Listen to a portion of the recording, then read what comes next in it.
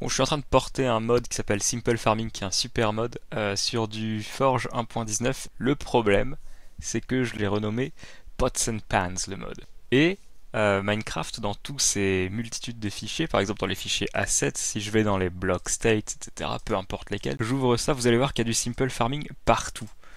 Donc c'est un peu chiant, et moi, à chaque fois que j'importe un fichier JSON, j'ai pas envie d'aller m'embêter à changer le mode ID. Fort heureusement, on va combiner deux commandes Linux fort utiles et on va pouvoir faire des trucs de fou. Alors la base de ce qu'on veut faire, c'est si je vais par exemple dans Assets, Simple Farming, Block States et qu'on reprend Apple Leave, donc je vais l'afficher dans un premier temps. Vous voyez, on a du Simple Farming partout.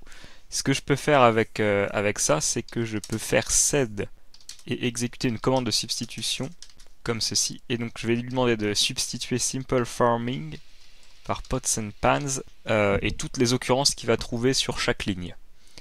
Et ensuite je lui dis de faire ça sur Apple Leaves. Et là vous voyez que ça m'a remplacé Simple Farming par Pots and Pans partout où il y avait Simple Farming. Ça ne l'a pas remplacé dans le fichier parce que si j'édite Apple Leaves, vous voyez c'est toujours Simple Farming. En revanche, avec sed, si je regarde dans son manuel, je peux faire un "-i" quelque part, voilà, in place, avec éventuellement un suffixe pour un fichier de backup. Ça va aller donc remplacer directement dans le fichier. Par contre, je ne peux pas utiliser une redirection comme ça, donc on va faire "-i" et Apple Leaves. Et maintenant, si je réédite ce fichier, Apple Leaves, vous voyez que ça l'a remplacé directement dans le fichier. Donc ça, c'est la commande qui va nous permettre de remplacer toutes les occurrences de Simple Farming par Pots and Pans. Maintenant, on a une multitude de fichiers qui nous intéressent là-dedans. Donc il va falloir qu'on trouve tous les fichiers qui soient des .json à partir du dossier ressources dans lequel on était juste avant. Voilà, on est dans ressources, pwd, ressources. Pour ça, on peut utiliser la commande find qui est vachement bien, qui est très puissante, qui a comme le simple fonction de nous afficher en fait globalement tous les fichiers qui contiennent certains critères, qui correspondent à certains critères. Je vous invite à lire sa page de manuel, etc. Il y a plusieurs critères qui vont nous intéresser, notamment dans les tests.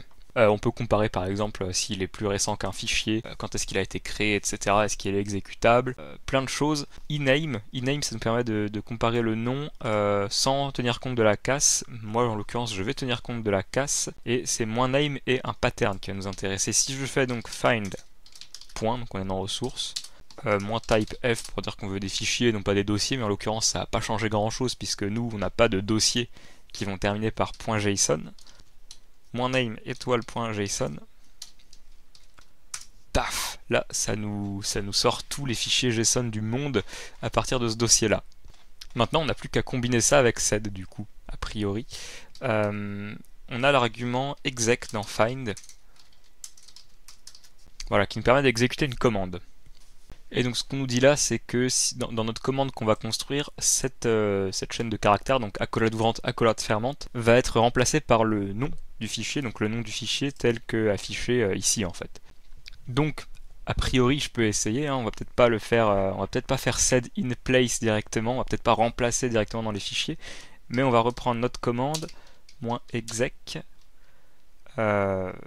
sed s/simple farming /pots and pans /g, peut-être mettre des guillemets, enfin des quotes, oups, des quotes pour qu'il n'aille pas remplacer des trucs ailleurs, même si normalement il va pas le faire.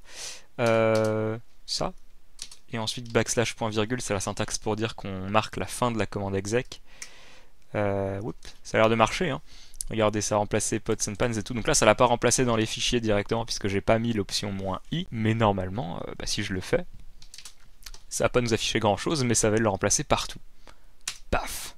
Ça prend un petit peu de temps, mais c'est bougrement puissant tout de même, bigrement puissant même je dirais, puisque le temps que ça m'économise est quand même assez dingue. Donc là, si je vais voir n'importe quel fichier, on va faire un truc, on va faire find .json et on va prendre un fichier au pif, avec la commande chef qui nous prend une ligne au pif dans l'output qu'elle reçoit. Si j'édite ce fichier là, et ben voilà, pots and pans, on n'a plus affaire à du simple farming, c'est nickel, tout a été remplacé. Je vais pouvoir les importer sans trop me prendre la tête. Excellent. Donc comme d'habitude, hein, c'est la même conclusion qu'à chaque fois que je présente des petits utilitaires en command line Linux. Bah, c'est vachement pratique de les connaître parce que là ça m'a économisé des heures et des heures si j'avais dû le faire à la main. Si vous voulez en découvrir d'autres, il y a cette vidéo sur les macros Vim qui est dans le coin haut à droite. Allez la voir.